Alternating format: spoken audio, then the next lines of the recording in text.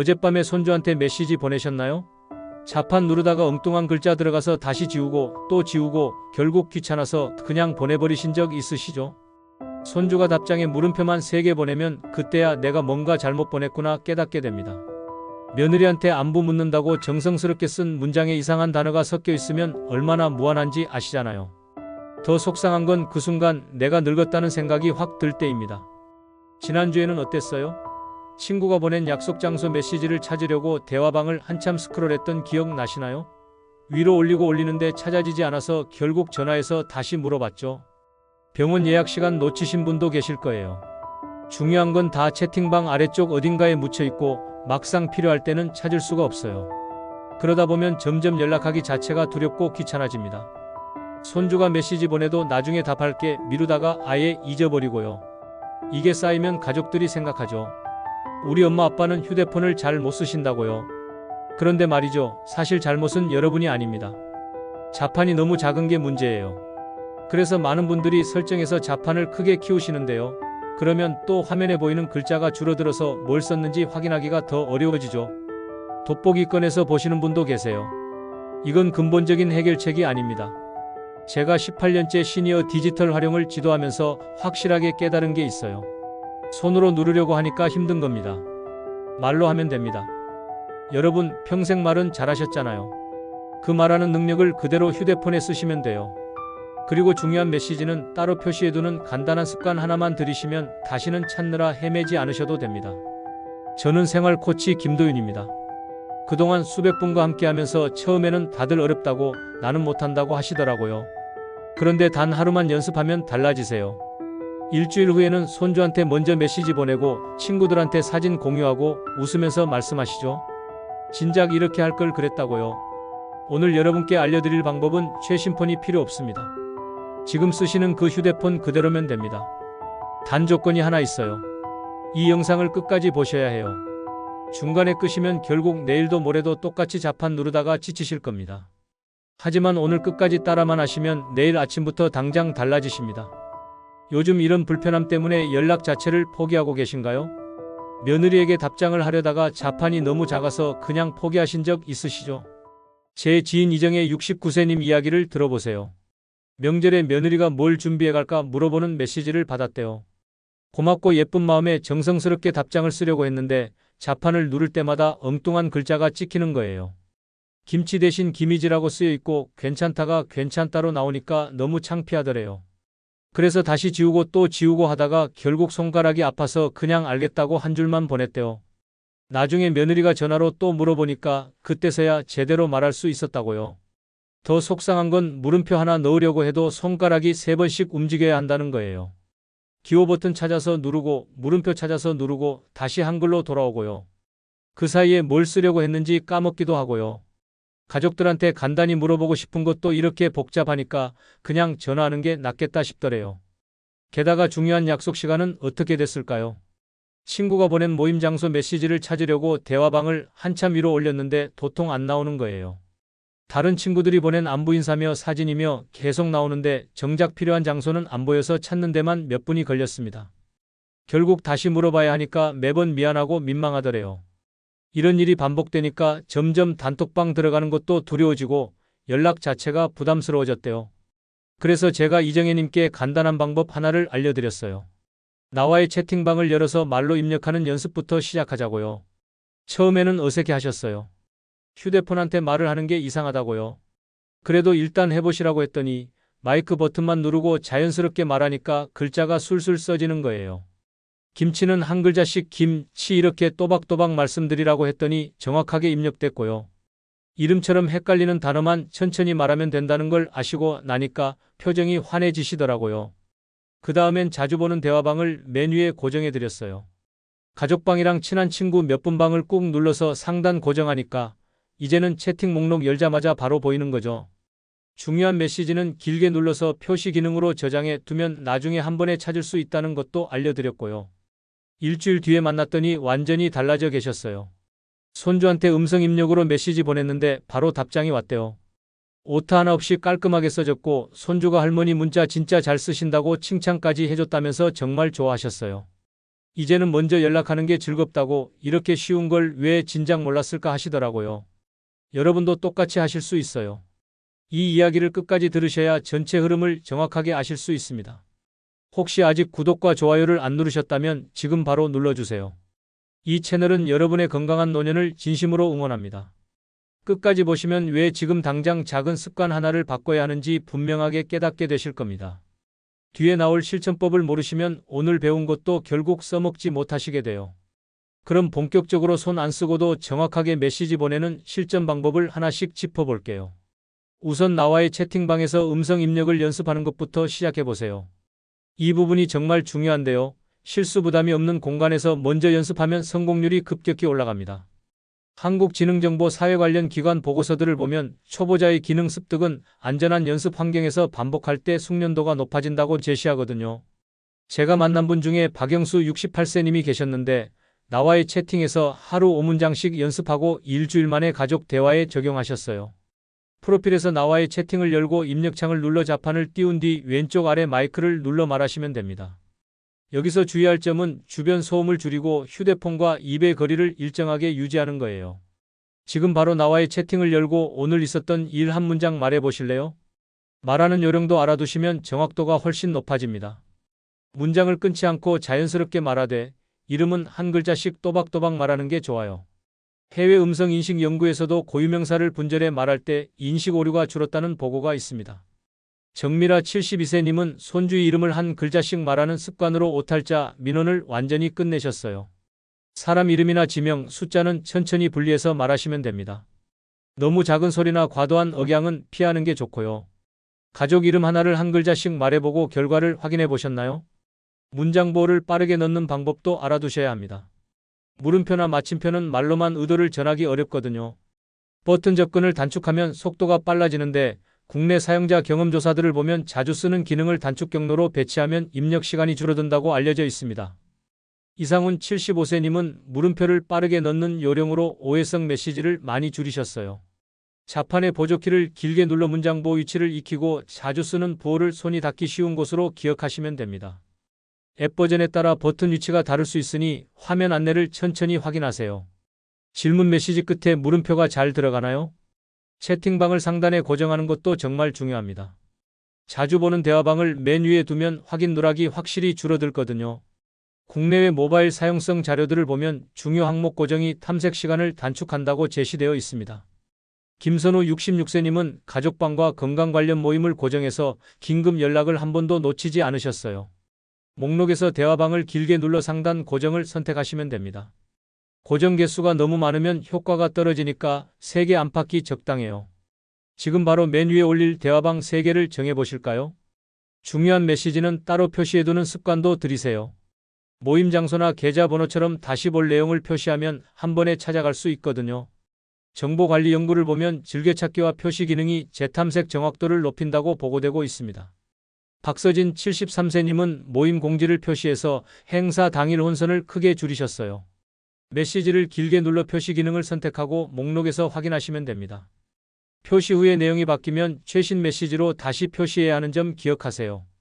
지금 표시해 둘 메시지 한 개만 골라보실래요? 문자 앱에서도 별표 기능을 활용하면 확인이 훨씬 빨라집니다. 국내 통신 관련 사용자 가이드에서 별표한 항목만 모아보기가 재확인에 효과적이라고 안내하고 있어요. 오하림 70세님은 납부 안내 문자를 별표로 묶어서 기한을 한 번도 놓치지 않으셨습니다. 문자에서 중요한 메시지를 길게 눌러 별표를 선택하고 메뉴의 별표 메시지에서 확인하시면 돼요. 스팸 문자에 별표를 남기지 않도록 주의하시고요. 다음 요금 고지 문자가 오면 바로 별표해 볼 준비 되셨나요? 자동 업데이트를 잠시 멈추는 것도 생각해 보세요. 큰 화면 개편이 있을 때는 익숙한 화면을 유지하면 혼란을 줄일 수 있거든요. 변경 관리 연구를 보면 인터페이스 급변 시 학습 부담이 증가한다고 알려져 있습니다. 류지호 67세님은 자동 업데이트를 잠시 끄고 익숙한 화면에서 기능을 먼저 익히셨어요. 스토어에서 해당 앱을 열고 자동 업데이트 사용을 해제하시면 됩니다. 보안 관련 중요 업데이트는 주기적으로 확인해서 적용하는 것 잊지 마시고요. 지금 사용 중인 메시지 앱의 업데이트 설정을 확인해 보셨나요? 가족과 함께 두 기기로 따라하는 방법도 정말 효과적입니다. 하나는 시청용으로 하나는 실습용으로 두 기기를 쓰면 학습 효율이 확실히 올라가거든요. 협력 학습이 반복률과 유지율을 높인다는 연구 결과가 많이 나와 있습니다. 최나윤 74세님은 가족과 함께 두 기기로 연습해서 하루 만에 실전에 적용하셨어요. 영상은 가족 기기로 재생하고 본인 기기로 즉시 따라 하시면 됩니다. 개인정보가 보이는 화면은 촬영이나 공유를 피하시고요. 함께 연습할 가족이나 지인이 떠오르시나요? 이제 확장 본론으로 생활 속에서 더 편하게 쓰는 요령을 이어가겠습니다. 서로 잘 듣는 환경을 만드는 것부터 시작해 보세요. 조용한 공간에서 일정한 거리를 유지하고 케이스 구멍이 막히지 않았는지 점검하는 게 기본입니다.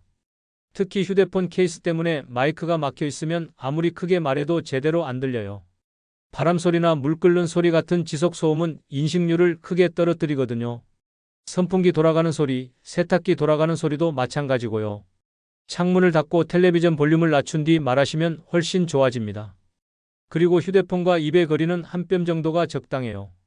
너무 가까우면 바람 소리가 들어가고 너무 멀면 잘 안 들리거든요. 집에서 가장 조용한 장소가 어디인지 한번 생각해 보세요. 거기서 연습하시는 게 가장 좋습니다. 자주 쓰는 문장은 템플릿으로 만들어 두시면 정말 편합니다. 안부 인사 같은 반복 문장을 메모장에 미리 저장해 두면 복사해서 빠르게 보낼 수 있거든요. 예를 들어 잘 지내니, 오늘 날씨 좋네, 건강 챙기렴 같은 문장들을 몇 개 적어두는 거예요. 그러면 매번 처음부터 입력할 필요 없이 복사만 하면 되니까 시간도 아끼고 오타 걱정도 없어요. 단, 개인정보가 포함되면 잠금 설정을 꼭 해두시는 게 좋고요. 특히 계좌번호나 주소 같은 건 누가 볼 수도 있으니까요. 안부 인사, 도착 알림, 일정 확인 문장을 미리 적어두세요. 매주 반복하는 문장 3가지만 정리해도 훨씬 편해지실 거예요. 숫자를 말할 때는 표준화된 방법을 쓰는 게 정말 중요합니다. 날짜와 시간, 금액은 단위까지 정확하게 붙여 말하면 오류가 거의 없거든요. 예를 들어서 그냥 내일 3시라고만 하면 헷갈릴 수 있어요. 10월 24일 오후 3시라고 구체적으로 말하는 거죠. 금액도 마찬가지예요. 10만원, 5천원처럼 단위를 꼭 붙여서 말하세요. 그냥 10, 5 이렇게만 하면 휴대폰이 제대로 못 알아들어요. 오전, 오후도 명확하게 말하고 단위를 덧붙이는 습관을 들이시면 나중에 다시 확인할 필요가 없어요. 다음 약속 시간을 한 번 단위와 함께 정확하게 말해보세요. 그게 습관이 되면 정말 편합니다. 대화방을 폴더로 묶어서 목적별로 정리하는 것도 큰 도움이 됩니다. 가족, 모임, 이웃처럼 목적별로 묶으면 알림 관리가 훨씬 쉬워지거든요. 가족방만 따로 모아두면 가족 메시지를 놓칠 일이 없고, 모임방은 모임방끼리 모아두면 공지사항 확인하기도 편해요. 너무 세분화하면 오히려 찾기 어려워지니까 최대 3묶음 정도로 정리하시는 게 좋습니다. 그리고 가장 중요한 묶음을 맨 위에 두시고요. 하루에도 몇 번씩 확인하는 대화방이 맨 위에 있으면 당연히 편하잖아요. 지금 가장 중요한 묶음이 무엇인지 한번 생각해 보세요. 알림 소리도 차등으로 설정하시면 좋습니다. 중요한 대화방은 알림을 유지하고 덜 중요한 방은 무음으로 두는 거예요. 예를 들어 가족방은 알림 켜두고 동네 홍보방 같은 건 무음으로 해두는 거죠. 그렇지 않으면 하루 종일 휴대폰이 울려대서 정작 중요한 알림을 놓치게 돼요. 단, 전체 무음은 절대 안 됩니다. 긴급 메시지 누락 위험이 크거든요. 대화방 하나하나 개별 설정해서 소리와 진동을 조절하세요. 가족방과 모임방의 알림이 똑같으면 곤란하죠. 중요도에 따라 다르게 설정해 보세요. 장문을 입력할 때는 꼭 2단계로 나눠서 보내세요. 긴 내용을 한 번에 말하기보다 2~3문장씩 끊어서 전송하면 오류가 확실히 줄어들거든요. 길게 말하다 보면 중간에 숨도 차고 말도 꼬이잖아요. 그러면 휴대폰도 헷갈려해요. 한 문단 말하고 확인하고 다음 문단 말하고 또 확인하는 식으로 하시면 됩니다. 보내기 전에 미리 보기로 맞춤법도 한번 체크하시고요. 잘못 쓴 게 있으면 그때 고치면 되니까요. 문단마다 잠시 멈추고 수정한 뒤 전송하는 습관을 들이세요. 오늘 전하고 싶은 긴 내용이 있으면 3문단으로 나눠서 연습해 보시면 어떨까요? 주기적으로 점검하는 루틴도 만들어 보세요. 주말마다 표시 메시지와 고정 목록을 정리하면 관리가 정말 수월해집니다. 이번 주에 표시해둔 것 중에 이미 확인한 건 지우고 다음 주에도 봐야 할 건 남겨두는 거예요. 오래된 표시 항목이 쌓이면 정작 필요한 걸 찾기 어려워지거든요. 일요일 저녁에 커피 한잔 하시면서 표시함과 별표함을 천천히 훑어보세요. 5분이면 충분합니다. 정리 요일을 미리 하나 정해두시면 까먹지 않고 할 수 있어요. 달력에 표시해 두시는 것도 좋은 방법입니다. 백업과 복원도 꼭 확인해 두셔야 합니다.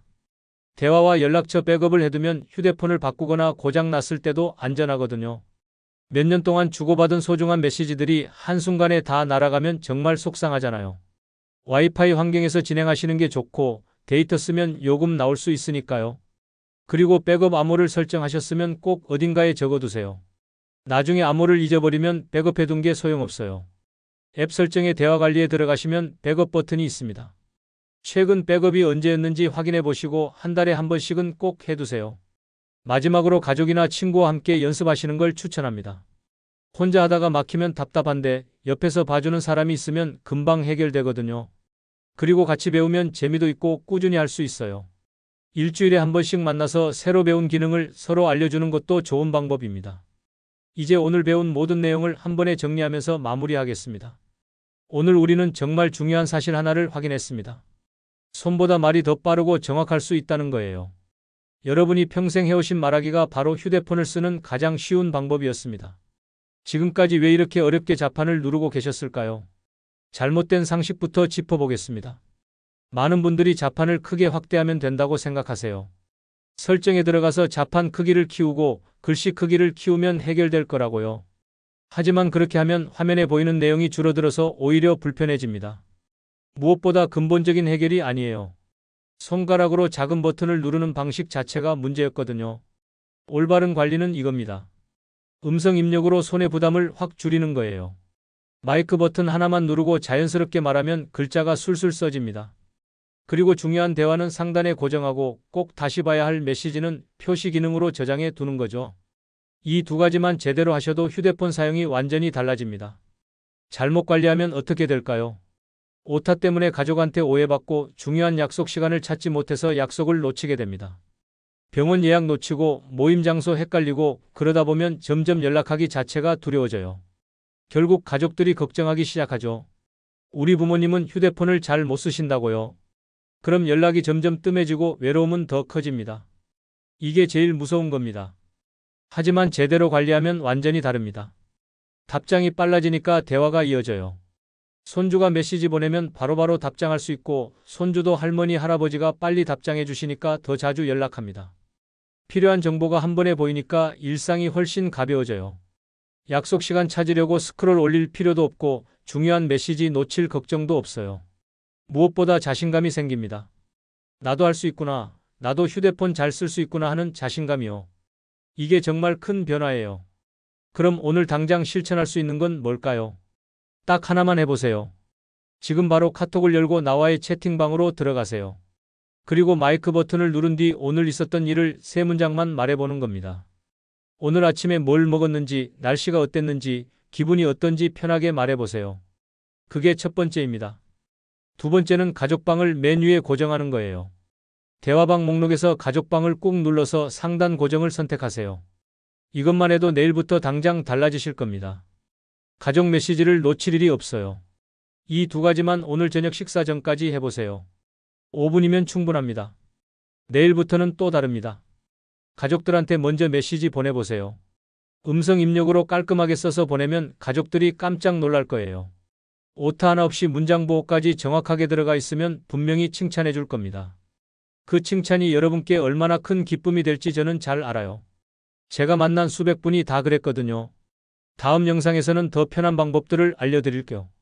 연락처를 가족들과 쉽게 공유하는 요령, 손주 생일이나 가족 기념일에 문자를 미리 예약해서 보내는 방법, 그리고 화면에 글씨를 더 크고 선명하게 보는 숨은 기능까지 차근차근 알려드리겠습니다. 사진 여러 장을 한 번에 보내는 방법, 영상 통화할 때 화면을 더 잘 보이게 하는 요령도 준비했어요. 그리고 다음 영상에서는 여러분이 가장 궁금해하시는 것들을 다룰 거예요. 스팸 문자 완전히 차단하는 법, 모르는 번호에서 전화 왔을 때 대처하는 법, 중요한 사진을 백업해서 절대 잃어버리지 않는 방법까지요. 이 모든 게 어렵지 않습니다. 오늘처럼 따라만 하시면 돼요. 마지막으로 꼭 기억하세요. 여러분은 할 수 있습니다.